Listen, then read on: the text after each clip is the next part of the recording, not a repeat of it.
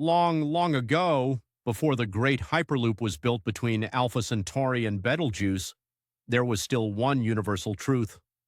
Nobody, no matter their number of limbs or favorite atmospheric composition, wanted to watch yet another drama about their own species.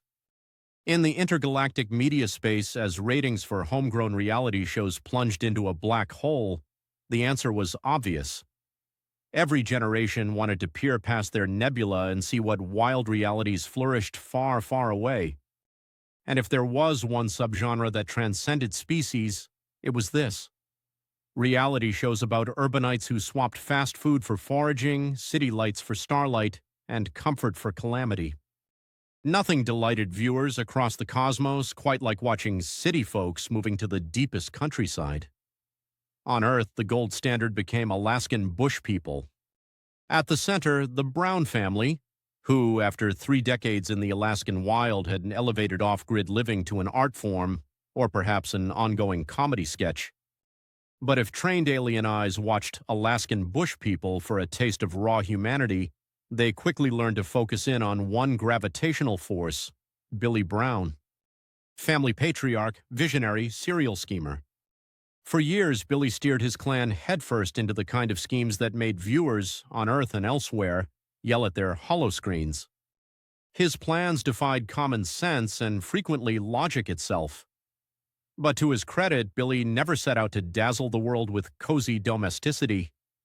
His talent was different, dreaming up the kind of rambunctious money-making or survival plans that, even if they failed, would make for great television. One classic season opened with Billy's most audacious ambition to date. Fall was nipping at Browntown, the family's homemade outpost. The woodpile was low, winter was coming, and the nearest store was days away by boat and broken-down pickup. The family needed supplies, and they needed money. Billy's solution, a floating transportation service, ferrying neighbors, if you could have called the area neighborly, up and down the river that cut through their wilderness home. Billy's floating ferry was a reclaimed barge, patched together out of scavenged scrap, rotting planks, and family optimism. When it first launched, half the family was convinced they were embarking on a profitable new venture.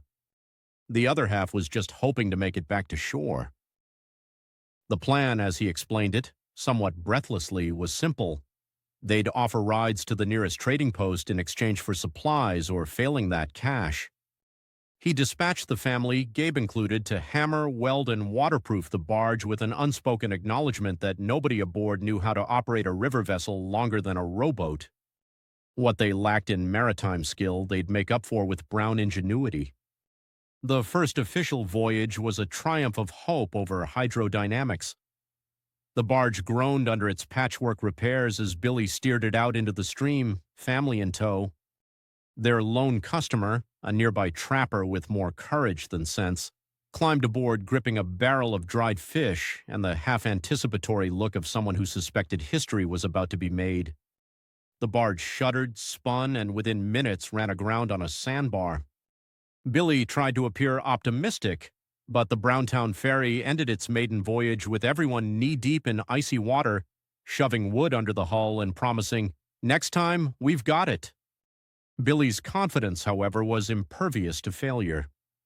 By evening, he was already laying out plans for version 2, a bigger engine, sturdier planks, maybe even a roof.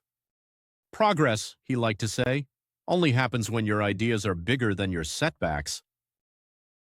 This, of course, is what made the Browns, and Billy himself, so irresistible to the universe. Even after the family faced tragedy, especially the loss of Billy himself in 2021, it was his spirit of relentless optimism that endured. Every harebrained scheme, from the floating ferry to impromptu power plants and ill-fated agricultural ventures, played out not as flawless feats but as reminders of how much chaos and creativity it takes to build something from nothing. For viewers everywhere, on Earth or Alpha Centauri, it wasn't the success of the ferry or the relentless push for self-sufficiency that mattered most. It was watching a family, led by Billy's wild heart, chase one improbable dream after another. The landscape could always be colder and the odds steeper, but there was always time for one more scheme. And as long as there are wild places and wilder imaginations, there will be an audience eager to tune in just to see what happens next.